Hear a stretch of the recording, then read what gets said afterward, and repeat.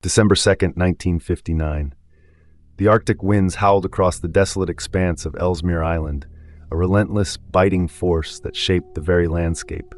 Buried deep within this frozen world was Oakhaven Station, a small, remote research outpost, home to 27 souls. Their purpose was scientific, their lives isolated. The only consistent tether to civilization was a crackling radio, manned by Elias Thorne. Every day, twice a day, Elias would send out a routine weather report and personnel check-in. It was a monotonous ritual, yet vital. A lifeline in a world of ice and silence. On that particular morning, the 6 a.m. check-in had been standard. Elias, a man whose voice was as steady as the northern star, reported clear skies, severe cold, and the general well-being of the crew.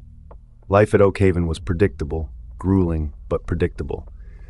But as the long, dark Arctic afternoon wore on, a subtle shift began. The wind, which had been a constant companion, seemed to gain a new, almost predatory edge. The sky, usually a canvas of deep blues and purples, began to churn with an unnatural heavy gray, and the air itself felt different, thicker, weighted. Elias Thorne settled in for his 6 p.m. transmission. His hand hovered over the microphone, waiting for the precise moment. He keyed in. Oakhaven Station to Resolute Bay. Oakhaven Station to Resolute Bay. Come in, over. Static. Thick, buzzing static. More than usual. He tried again and again. For 10 minutes, he wrestled with the old equipment, convinced it was just the worsening weather interfering.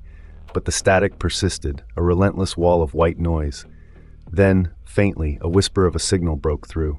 It wasn't Resolute Bay. It was a voice from Oakhaven itself, distorted, ragged, barely audible. Is outside. It's here. The voice was not Elias's. It was one of the younger researchers, panicked. Don't understand, the lights gone. Elias froze, a chill colder than the Arctic seeping into his bones. He knew this voice. He'd heard it every day, but he'd never heard it laced with such raw, unadulterated terror. This is Elias. What is happening? Who is this? The voice returned, fractured, desperate. They're coming for us through the snow. They're everywhere. Then a sharp, guttural scream that was cut abruptly short. The scream was followed by a burst of static so violent, so absolute, it sounded like the world itself was tearing apart. And then, silence. A silence that was not merely the absence of sound, it was a void.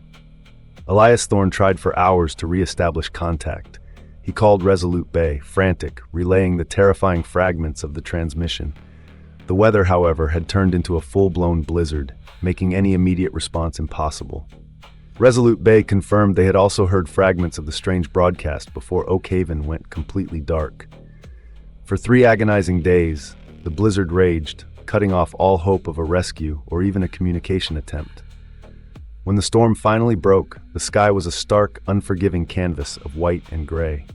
A small, hardened search and rescue team, led by veteran Arctic explorer Captain Arthur Jensen, was dispatched.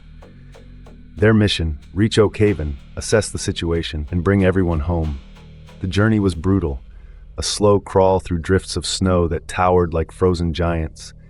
But the silence that accompanied them was almost more unnerving than the storm. No emergency beacons. No frantic calls for help. Just the relentless crunch of their snowmobiles and the endless, indifferent expanse of ice. When they finally crested the last ridge and saw Oakhaven Station, it was an unnerving sight. The lights were off. The snow had drifted high against the buildings, but there was no sign of damage, no broken antennas, no obvious distress. It was just dark and profoundly, unsettlingly quiet. Captain Jensen's team cautiously approached the main research building. The heavy steel door was unlocked. Inside, the air was frigid, but not below freezing, suggesting the heating system had been operational. Until recently. The generator, they found, was still running in a separate shed, humming quietly in the still air. What they discovered inside defied all logic. The station was utterly deserted. Every single person had vanished, without a trace, without a struggle. In the mess hall, half-eaten plates of food sat on tables, the cutlery resting beside them, as if someone had simply stood up and walked away mid-meal. In the lab, experiments were left mid-process, notes scattered across desks. Coats still hung on pegs near the door. Boots were neatly lined up in the entranceway. Elias Thorne's radio room was the most chilling. The transmitter was still powered on, humming softly. His personal logbook lay open on the desk, his last entry dated December 2nd, the day of the final transmission. His chair was pushed back, as if he had just risen from it moments before. There was no sign of a struggle, no blood, no overturned furniture, nothing to indicate any kind of violent event. They found no footprints leading away from the station that weren't their own.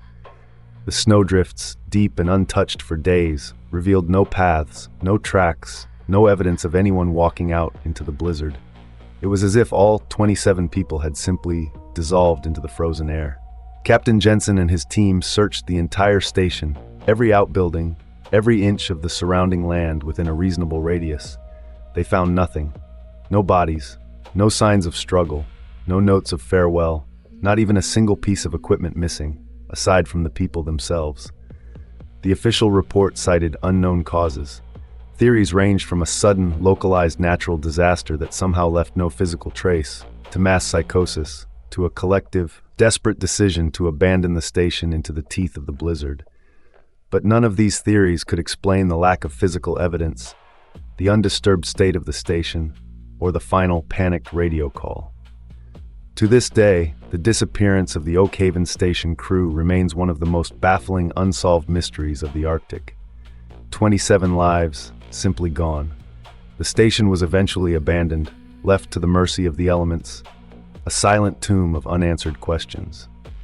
The only thing left was the chilling whisper of the Arctic wind, carrying secrets no one would ever truly uncover. What truly happened to the people of Oakhaven Station on that frigid December night? And where did they go?